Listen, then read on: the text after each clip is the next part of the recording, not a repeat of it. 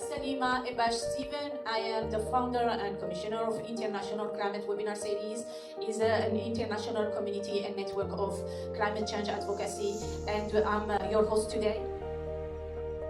One thing that I think that's happening in this region is that we made some progress. So that really excites me right now, not only in our region, but across the country, is so many entrepreneurs are just coming up with so much innovation right now in the clean transportation sector. And our office, we're pushing very aggressively. One of our kind of quiet projects that we work on is not just on deployment, we're trying to get more businesses to locate in the region so that they can help with deployment, but also help create jobs, right? I'll start quickly by saying our goal at PepCo and Exelon is to provide a cleaner and brighter future for our customers and our communities. And I think that is at the essence of what this electrification transformation will enable for our communities. There are just so many benefits that our communities are realizing based on converting to electric vehicles, whether that's decreasing greenhouse gas emissions and other pollutions within our communities. There is additional resources in terms of financial benefits, in terms of saving money compared to a ICE engine vehicle.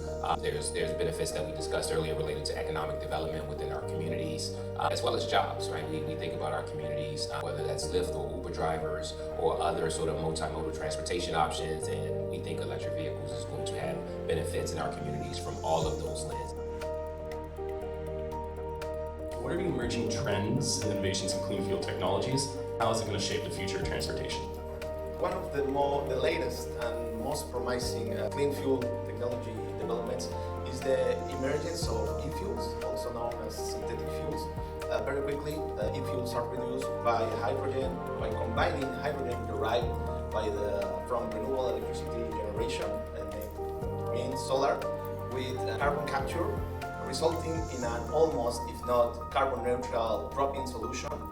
And the appeal of e-fuels lies mostly in their compatibility with existing fuel infrastructure.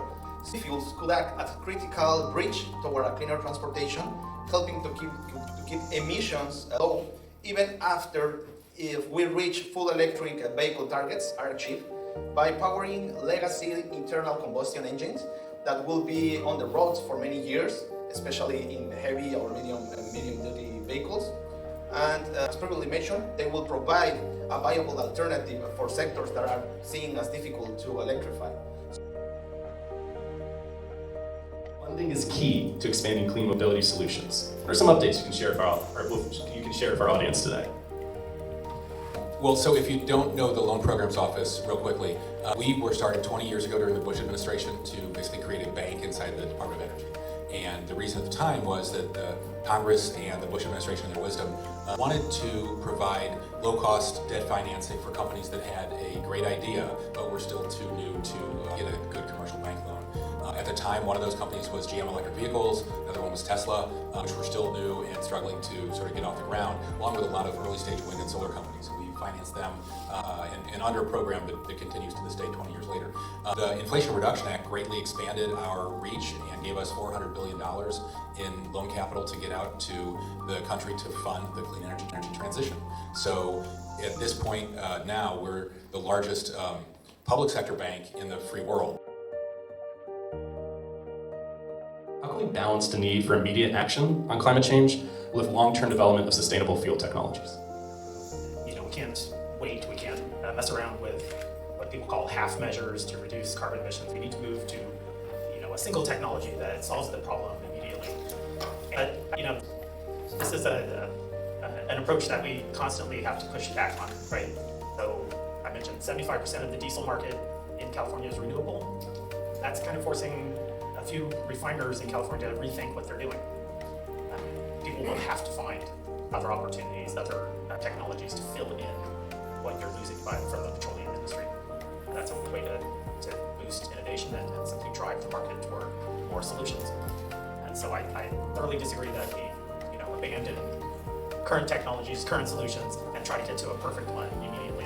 And it's going to take time to transform markets, but continued pressure that builds over time is going to absolutely push transformation. we have been instrumental in deploying electric school buses to New York City and the surrounding areas. We're just continuing to take a leadership role in this. The mission in New York is pretty clear. There's a lot of congestion, a lot of asthma issues, a lot of things that we're trying to correct, in the Bronx and surrounding areas where these diesel fleets reside. The mandates in New York say 2027, you're not supposed to be able to purchase a gas vehicle for school children anymore. It's going to be all electric, and then by 2035, we need to make sure that every bus in their fleet is all electric. What I do for Bird Bus Sales, it's not like selling a gas bus where you just deliver a bus and then that's it. There's a lot more to it. So there is a big opportunity to do actually what the Chinese are doing today. They do charging in the cities and battery swapping on the highway. There is a big opportunity to do that today. Okay, and what does it do? First of all, it decouples the cost of the truck from the cost of the battery. You buy the truck, or you convert the truck, you lease the battery, you go to Home Depot, and you swap the battery. Well, that's a figure of speech, but it's the same model. The battery will evolve with the technology. So today they have 500 megawatt. Tomorrow they have a sodium-based battery, 1 megawatt. 15 years from now, it will be another time. Helping to move the industry forward, because some people are just buying electric vehicles out of trend and they have no idea as to what is required when they change the lifestyle. So it gives me an opportunity to enlighten them, to get the air out their chest, let them relax, help them over. They have anxiety just making the purchase, some of them, and then they have range anxiety. So I work really hard to bring down the anxiety and and inform them that they're going to love the lifestyle change. We take a lot of time explaining and to acknowledge them to make sure that they are comfortable